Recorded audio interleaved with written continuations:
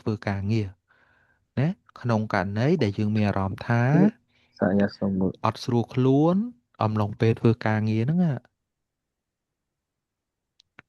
តើតើអីតើយើង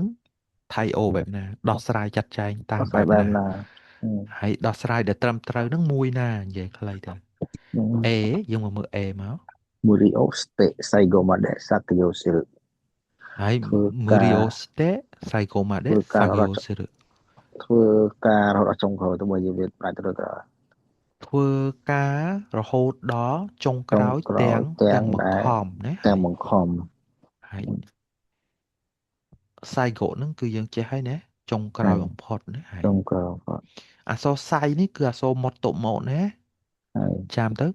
អក្សរកុនេះគឺក្រោយបាទនេះមិនក្រោយគេអាតុបំផុតហើយ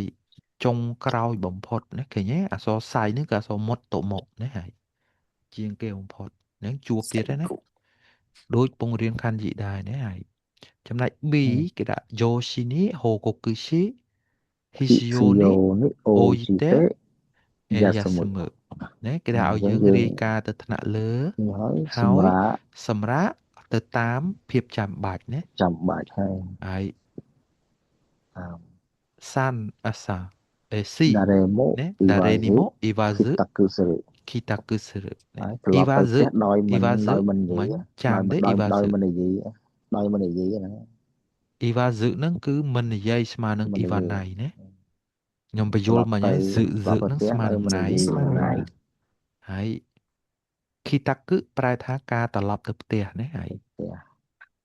អក្សរ Ki នេះអក្សរខែរឹកនេះអក្សរ Taku នេះស្មើនឹងអក្សរផ្ទះណាហើយអញ្ចឹងមីការស៊ូម៉ូត្រឡប់ទៅផ្ទះណូម៉ាដោយអត់មានហ្សេនិយាយទៅអ្នកណាអូទាំងអស់ខេណាអូហើយ D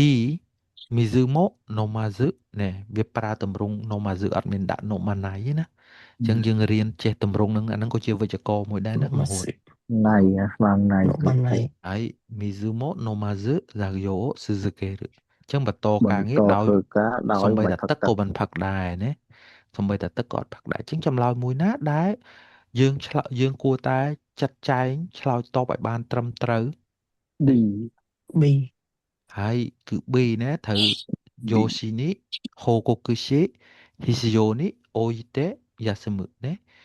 រាយការណ៍ទៅថ្នាក់លើហើយសម្រាប់ដែលទៅតាមស្ថានភាពចាំបាច់ណាហើយអញ្ចឹងយើងមកមើលចំណុចសំខាន់ណាអញ្ចឹងថៃជោហ្វឺរីយ៉ូយើងចាំពាក្យហ្នឹងទៅថៃជោហ្វឺរីយ៉ូបានន័យថាអត់ស្រួលខ្លួនណាអហើយត់ស្គាល់ខ្លួន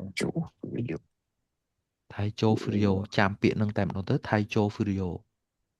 ពេលគេយើងអត់ស្រួលខ្លួនយើងប្រាប់គេខ្ញុំ Watashi រួយ Taicho យ៉ាជិរ Furio សិ desu យ៉ាជិរសិហូ Yasundemo i desu ka អីចឹងណាហើយវាស្មើនឹង Taicho Warui